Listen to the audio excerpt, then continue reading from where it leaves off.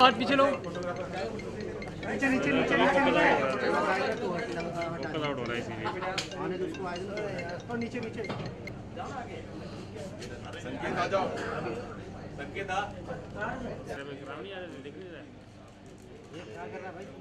Okay sir, thank sir.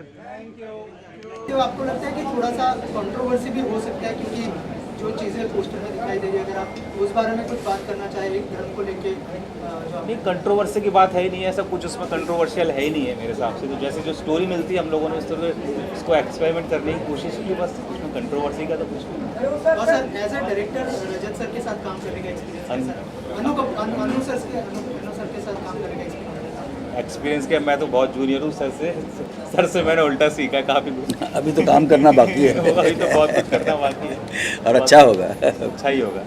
अनु sir, आपसे जानना चाहूँगा, इस तरह के सब्जेक्ट पे कितना चैलेंजिंग हुआ आपके एज अ एक्टर, अगर कुछ इस तरह का सब्जेक्ट ही नहीं, हर सब्जेक्ट मेरे लिए बहुत चैलेंजिंग है भाई। काम को अगर आप गंभीरता से समझेंगे, कैजुअली नहीं लेंगे किसी भी चीज़ को, तो वो बड़े नसीब वाले लोग होते हैं जो जिनको कैजुअली काम सब कुछ ठीक ठाक हो जाता है।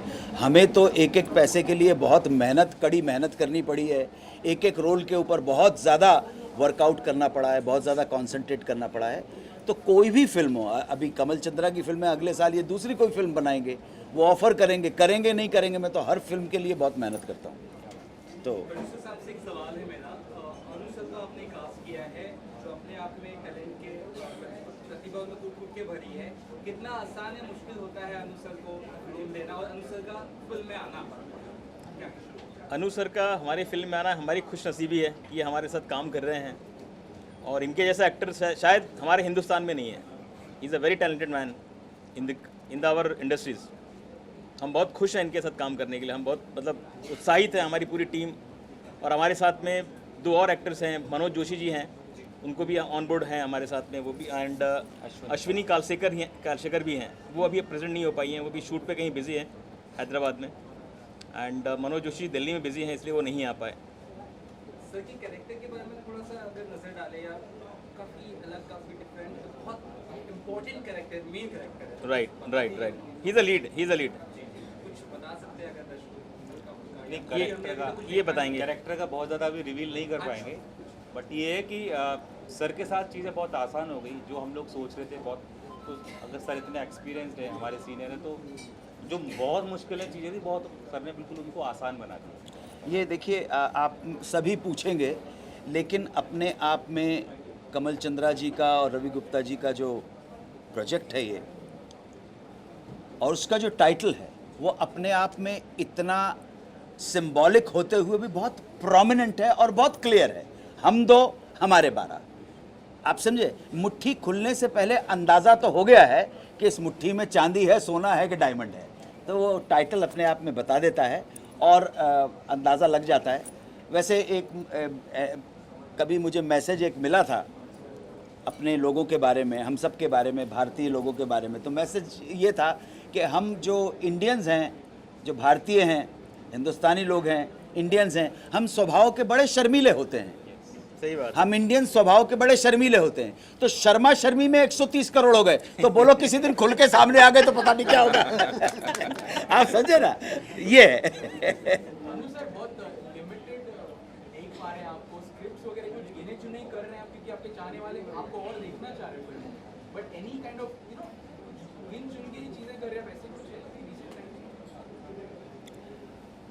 कोशिश की है कि अच्छा काम कर सकें। अब हमारी शक्ल सूरत ऐसी तो है नहीं कि हर आदमी दूसरा देखेगा हीरो बना देगा, डांस कर लेगा। ना हमारे पास शक्ल है, ना सूरत है, ना टैलेंट है, कुछ भी नहीं है भाई, क्या कर सकते हैं। सो जो मिला उसको ईमानदारी के साथ करने की कोशिश की है। और आज ये हम 2 हमारे 12 हैं, लेकिन आज ही मेरी अमेज़ॉन ओरिजिनल सीरीज़ रिलीज़ हुई है जिसका नाम है क्रैश कोर्स। आप देख सकते हैं अमेज़ॉन के ऊपर। तो जब काम करो, अच्छा काम करो, बस आप देखिए उसको। मेरा सवाल वीरेंद्र जी से, सर इस तरह के सब्जेक्ट को बैक करना कितना इम्पोर्टेंट है, और अगर जैसे मैसेज भी बहुत इम्पोर्टेंट दे रही है, अगर सर उस बारे में कुछ बताएं। देखिए, ये बेसिकली जो मूवी है जो हम लोग अभी बनाने जा रहे हैं, इसका जो टाइटल है, अन्नू सर ने भी बताया, बड़ा ही मतलब इसकी टाइटल ज़बरदस्त है, अट्रैक्टिव है अपने आप में, हम दो हमारे 12। और सर ने बोला भी कि अगर हम लोग इस तरह से अगर शर्मा सर्वी में 130 करोड़ हो गए तो कुछ टाइम में अगर ये ऐसे मैसेज नहीं गया देश को तो ये 200 करोड़ भी क्रॉस कर जाएगा और फिर हम लोग चाइना से भी ऊपर होंगे। तो ये बड़ा मैसेज मतलब अपने आप में हमारे देश के लिए बड़ा अच्छा है कि लोगों को इस मूवी को देखने के बाद कुछ सीखने को मिलेगा कि भाई हमारे 2 होने से कितना फ़र्क पड़ता है और हमारे 12 होने से कितना फ़र्क पड़ता है। बिल्कुल सही बात। अनु सर, आपके दूसरे इवेंट में भी मैं मौजूद था और यहाँ पर भी हूँ। आपने एक चीज़ जो कही है कि आप एक स्ट्रगलिंग एज एन आर्टिस्ट खुद को समझते हैं, इंडस्ट्री में काफ़ी वक्त आप रहे हैं, उसके बावजूद क्या लगता है ये एक डाउन टू अर्थ रहना, अपने आप को आईने के साथ एकदम क्लियर रखना कितना इम्पोर्टेंट है आज के टाइम में जहाँ पे बड़ी बड़ी फिल्में फ्लॉप होती हैं? नहीं, क्या है भाई कि लोग पसंद करते हैं। देखिए अभी क्या मैं 67 ईयर्स का हो गया, तो इन 67 साल के स्ट्रगल के अंदर एक चीज़ सीखी है कि जब आपका टाइम आ रहा है और जब आप सीढ़ियाँ चढ़ते हुए ऊपर जा रहे हैं तो इन सीढ़ियों के ऊपर बहुत सारे लोग खड़े हुए हैं, ठीक है ना। तो माँ ने कहा था कि जब आप सीढ़ियाँ चढ़ रहे हैं तब भी इनको प्रणाम और सलाम करते चलिएगा, जब उतरेंगे तब भी यहीं पे खड़े होंगे। तो आप समझे ना मेरी बात। सो जो आदमी, आपके सामने बहुत सारी मिसालें मौजूद हैं कि एक व्यक्ति, हम जब लंबी इनिंग की बात करते हैं तो सबसे ज़्यादा लंबी इनिंग हमारी फिल्म इंडस्ट्री में अगर किसी ने खेली है, हाँ सारी फील्ड को इंक्लूड कर रहा हूँ, तो वो खेली है जिसका जो अभी चली गई 6 फरवरी को, जिनका नाम था लता मंगेशकर। सबसे लंबी इनिंग उन्होंने खेली है, राज किया है लंबी इनिंग अपने, लेकिन उसके बावजूद उन्होंने कभी उस सफलता को अपने सर पे नहीं चढ़ने दिया। आप समझे, नॉर्मल। उसके बाद इनिंग जो अभी उनकी बहन है आशा भोसले, और तीसरे नंबर पे मेरे हिसाब से अमिताभ बच्चन आते हैं। अभी उनकी जितनी लंबी इनिंग है, ईश्वर उनको दीर्घायु प्रदान करे, ठीक है। अभी अगले महीने नेक्स्ट 2 महीने के बाद वो 80 साल के हो जाएंगे, ठीक है। बहुत लंबी इनिंग है, 1969 से स्टार्ट हुई थी, 73 से अगर मानूंगा मैं तो अगले साल कितने साल हो जाएंगे? बहुत लंबी इनिंग, बहुत पन्नी। आप सोचिए 80 साल की इनिंग, हाँ। तो लंबी, आप तीनों का कैरेक्टरिस्टिक देखेंगे ना, सफलता मिली, तारीफ मिली, इधर से इधर चली गई, थैंक यू वेरी मच। तो वही ठीक रहता है। बाकी तो बहुत सारे लोगों को देखा जिनको अभी इन 40 सालों के अंदर न जाने कितने आए हीरो चले गए, न जाने कितनी हीरोइन आई चली गई, न जाने कितने आएंगे और जाएंगे, चले जाएंगे, लेकिन जिसके अंदर अपना पोटेंशियल है और जो हर संभाव से, मतलब अपनी सक्सेस के टाइम पर, अपने फ्लॉप होने के टाइम पर चीज़ों को कूलली लेता है, उसके चांसेस ब्राइट हो जाते हैं आगे बढ़ने के। कमल जी, आपसे एक सवाल है। डायरेक्टर बहुत यहाँ कमल जी हैं, ओ वो पैसे वाले हैं, ये डायरेक्टर हैं। बहुत मेहनत कर रहे हैं किसी एक स्क्रिप्ट पे काम करने के लिए, पूरी टीम को चलाने के लिए, प्रोडक्शन ऑन एवरीथिंग, एडिट से लेकर सब कुछ। लेकिन कुछ ऐसी चीज़ें भी हुई थी आपके जीवन में, पिछले फिल्में ऐसी भी रही है, तो कितनी कुछ मेहनत जब कुछ ऐसा हो जाता है कि स्क्रिप्ट चली गई कहाँ पे, मैं डायरेक्टली नाम देना चाहूँगा, वाला मूवी है, उसके बाद यहाँ पे अरे पुराने गड़े मुर्दे क्यों उखाड़ रहे हो? नहीं, मैं क्यों पूछ रहा हूँ इसके लिए, क्योंकि एक मेहनत बहुत लगती है डायरेक्टर की, हर चीज़ की, स्क्रिप्ट पूरी टीम की। पर अभी उसके बाद एक मैं डिस्टर्ब कर रहा हूँ आपको, मैं ज़्यादा कुछ नहीं बोलूँ। मेरा एक सवाल आपसे, एज एन एक्टर कितना डिफ़िकल्ट हो जाता है जब भी मूवी रिलीज़ होती है, उससे पहले सोशल मीडिया में काफ़ी ज़्यादा हैशटैग निकलते हैं, हैशटैग बॉयकॉट, हाल ही में हैशटैग बॉयकॉट लाल सिंह चड्ढा की भी निकली है। अगर आपकी मूवी की ऐसी हैशटैग निकली तो कितना एज एन एक्टर कितना डिफ़िकल्ट हो जाता है वो टाइम के लिए? भैया, I know nothing about bloody hashtag और I don't know anything about it, बस I know one thing, that for the last 11 days, for the past 11 days, I have been busy doing PR for my Amazon original series called Crash Course, जो आज ही release हुई है। उसके कमाल के reviews हैं, तो उसमें ही मैं बिज़ी था। मेरा काम है, मेरे प्रोड्यूसर ने मुझे पैसे इसलिए दिए हैं, डायरेक्टर ने भरोसा किया है, आपको काम है आप प्रमोट कर दीजिए जी। हमारा काम है प्रमोट का। वो हैश टैग है कि हैश है कि टैग है क्या, मेरे को पता नहीं भाई। I don't know, I am not bothered about it, I am too boring a person to be bothered about. Sir, how would you react on hashtag Lal Singh Chaddha जो What is that? Aamir Khan की movie आने वाली है. I don't watch movies. I don't watch movies. I don't know. No comments in other नहीं, no comments नहीं. मैं movie नहीं देखता ना, आपकी ना पढ़ाई. बात करता, मुझे तो पता भी नहीं है कौन है भाई. मुझे सचमुच पता नहीं है. तो मैं क्या बता पाऊंगा कि वो कौन है भाई. I have no idea. Sir इसके अलावा अभी मेरे कलीग ने पूछा था कि काफी हाँ, नहीं पूछे आप सवाल बिंदास होके पूछे. काफी चूजी सब्जेक्ट आप चूज कर रहे हैं. कोई भी स्क्रिप्ट चुनने से पहले क्या खास बात देखते हैं, अगर उस बारे में उस जो स्क्रिप्ट जिस प्रमाइस की है, क्या राइटर ने और डायरेक्टर ने उस प्रमाइस को, उस स्टोरी को जस्टिफाई किया है, नंबर 1. दूसरी बात, वो जो कैरेक्टर मुझे ऑफर किया जा रहा है उसकी कैरेक्टर स्कीम, एक कैरेक्टर स्कीम एक टर्मिनोलॉजी है जो ज़्यादातर लोग समझते नहीं हैं यहाँ पर. कैरेक्टर स्कीम जो है वो डिवाइस है कि वो कैरेक्टर उस फिल्म में, उस प्रोजेक्ट में किस वजह से है और कितना इम्पॉर्टेंट है. कभी कभी क्या होता है, लेंथ होने के बावजूद भी वो लूज कैरेक्टर हो जाता है. कभी कभी ऐसा होता है पावरफुल कैरेक्टर हो जाता है. सो कैरेक्टर स्कीम अगर इम्पॉर्टेंट है, उसका कैरेक्टर स्कीम मतलब उस कैरेक्टर का प्लेसमेंट क्या है स्क्रिप्ट के अंदर, ये तीनों चीज़ों चारों मिल के जो है मैं डिसाइड करता हूँ कि हाँ मुझे करना है. मैं अभी जैसे अभी साइन किए ड्रीम गर्ल 2, तो ड्रीम गर्ल 2 मैं बेशक मैंने स्क्रिप्ट नहीं पढ़ी है, लेकिन डायरेक्टर राज शांडिल ने मुझे एक साथ काम कर चुके हैं. तो कल अभी मेरे पास वो वक्त नहीं है, वो पहली पिता बनने वाले हैं. तो कल मैं भैया मैं आपको नरेशन दे देता हूँ. तो he gave me narration 1.5 hour, record तोड़ दिया. मैं तो 15 मिनट से ज़्यादा सुनता नहीं हूँ, लेकिन विश्वास होता है.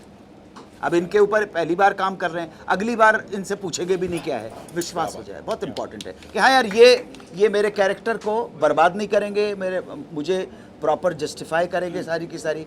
ड्रीम गर्ल 2 में और ज़्यादा बड़ा हो गया. वो जो कैरेक्टर ड्रीम गर्ल में था वो और ज़्यादा, उससे 2.5 गुना ज़्यादा बड़ा हो गया. इसका मतलब सोच समझ के उसने लिखी है वो सारी की सारी चीज़ें. इन चीज़ों को ध्यान में रख के ही मेरे जैसे व्यक्ति एक्सेप्ट करते हैं या रिजेक्ट करते हैं. मैं रिजेक्ट करने में बड़ा मास्टर हूँ.